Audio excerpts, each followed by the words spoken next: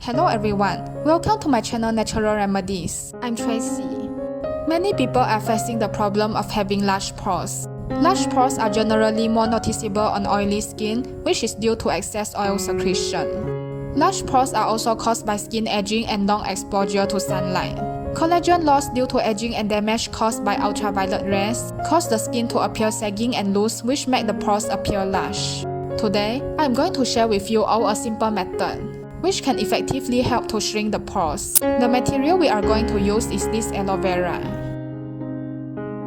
The gel-like substance found in the aloe vera has good pore shrinking properties.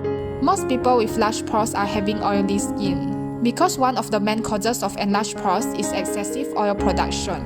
Aloe vera gel can absorb excessive oil secretion from the pores.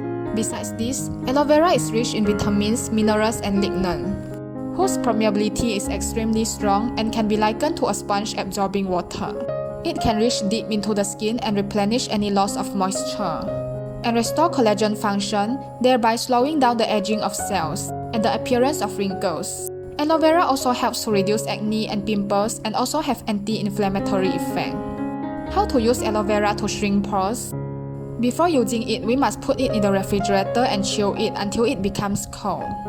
Cold aloe vera can shrink pores more effectively. When we want to use it, we just cut a required portion. After that, we remove the little thorns on the edges of the leaf.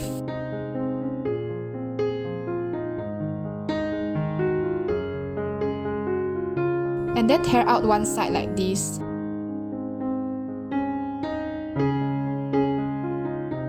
Exposing the gel.